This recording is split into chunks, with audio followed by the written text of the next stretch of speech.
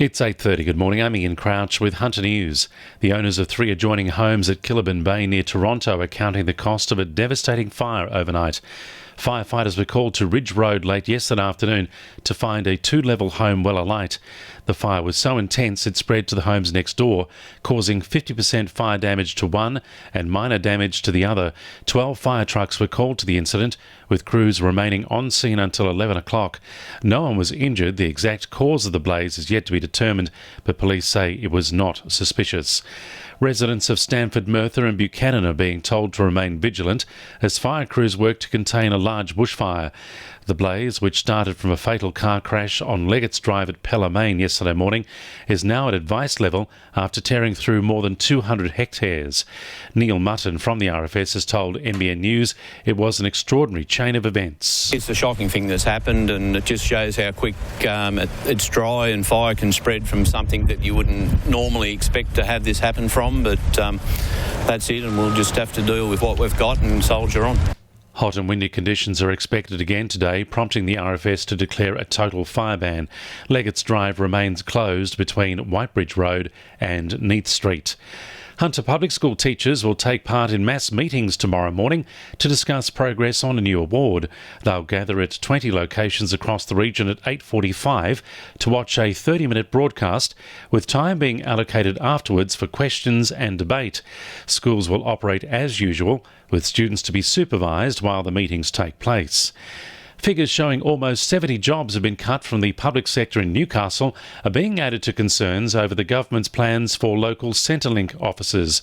The Australian Public Service Commission figures show the number of public servants in Newcastle has decreased every year since 2016. The government continues to face criticism after signalling plans to close the Mayfield and King Street Centrelink offices for a single centre in Newcastle West.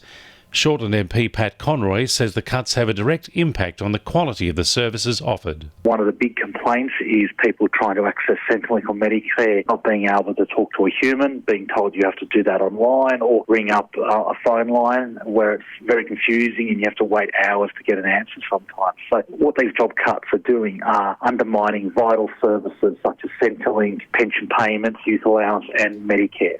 A Kooragang company has been fined $15,000 for air pollution after it was warned for related offences last year. The EPA recorded emissions from the Kooragang bulk facilities, which contained particulate levels higher than acceptable standards. The fine follows 2 warnings given to the company last year for related offences. Newcastle students chosen to take part in the 2020 Combined Schools Anzac service will meet today to begin planning for next year's event. A new committee of 12 Hunter students will work until April to prepare a commemorative event retelling the story of local World War II veteran Alfred Carpenter. Artistic Director Michelle Gosper says each year's service has a different theme. 2019 was peacemaking and peacekeeping, and we focused on Major Peter Green, OAM, who's been a professional soldier for 30 years, and we looked at Australian involvement in peacekeeping missions for the past 60, 70 years. 2NURFM Sport. Young Knights player Bradman Best is being groomed as a future star for New South Wales. The 18-year-old turned heads in his NRL debut late last season, scoring a try in Newcastle's 28-4 win over the Titans.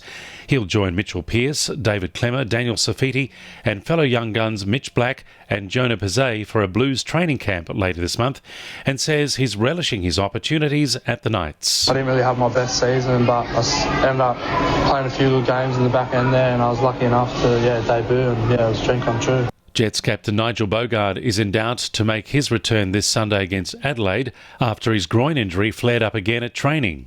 He'll consult specialist Neil Halpin and will most likely have more scans this week, despite being named in the extended squad to travel to Adelaide.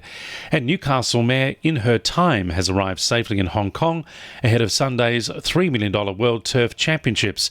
The Chris Lees trained horse is Australia's lone representative at the race meeting. And the winning numbers in Oz Lotto are 11, 42, 26, 37, 30, 45 and 28, and the supplementaries are 1 and 35. 2NURFM News Time, 25 to 9.